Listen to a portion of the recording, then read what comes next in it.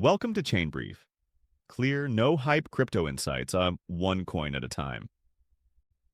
Today, we're tackling one of the most controversial, most misunderstood, and most battle-tested tokens in crypto, XRP.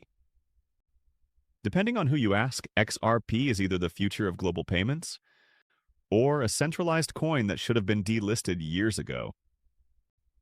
So what is XRP really, and what makes it so different? Let's start at the beginning. XRP is the native digital asset of the XRP ledger, a blockchain launched by Ripple Labs in 2012. Unlike Bitcoin or Ethereum, XRP wasn't designed to be mined or used for smart contracts.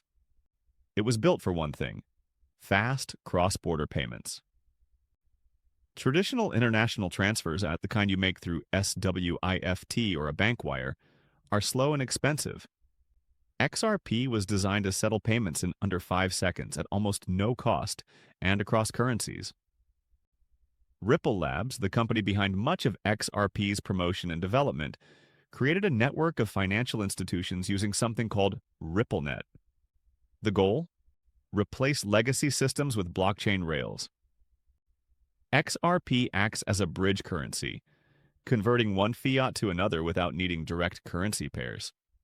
For example, if you wanted to send pesos to yen, XRP could bridge that transaction in real time. That's the pitch, and it's a big one. Ripple wants to be the plumbing of the financial system, not just another app built on it.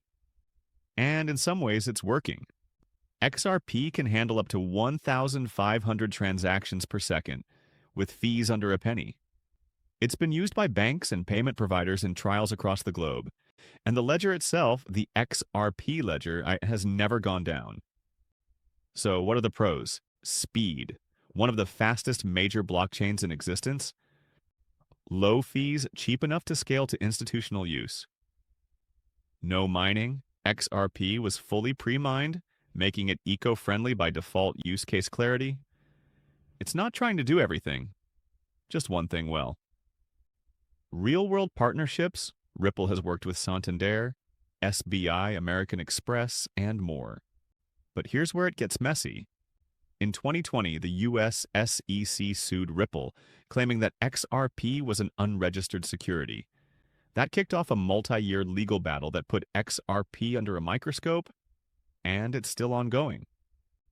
The lawsuit had big effects.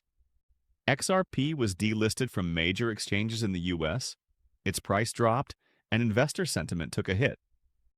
At the core of the case is a question: is XRP a currency, a commodity, or a security? In July 2023, a judge ruled that XRP itself is not a security when traded on secondary markets like exchanges, but may still be considered one when sold directly by Ripple. That split ruling gave Ripple a partial win and brought XRP back into the spotlight.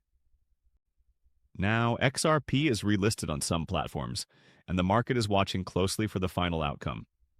And there's more to critique. XRP's supply is a concern for many. A large portion of the token supply is held by Ripple Labs, and some has been released on a schedule from escrow, raising centralization concerns. Critics argue that this gives Ripple too much control over the token's economics. Others point to the lack of smart contract functionality or DeFi activity. While XRP is fast, it's not a programmable blockchain like Ethereum or Avalanche. It's more like an ultra-fast database built for one job.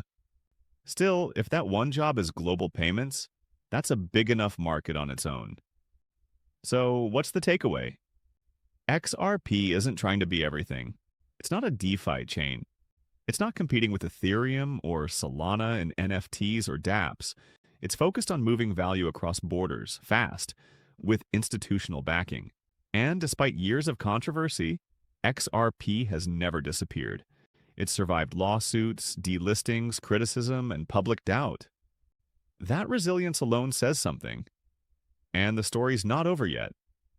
This was ChainBrief, breaking down one crypto at a time, clearly and concisely. Subscribe for more no-hype insights that actually make sense. Comment what crypto you would like to see next.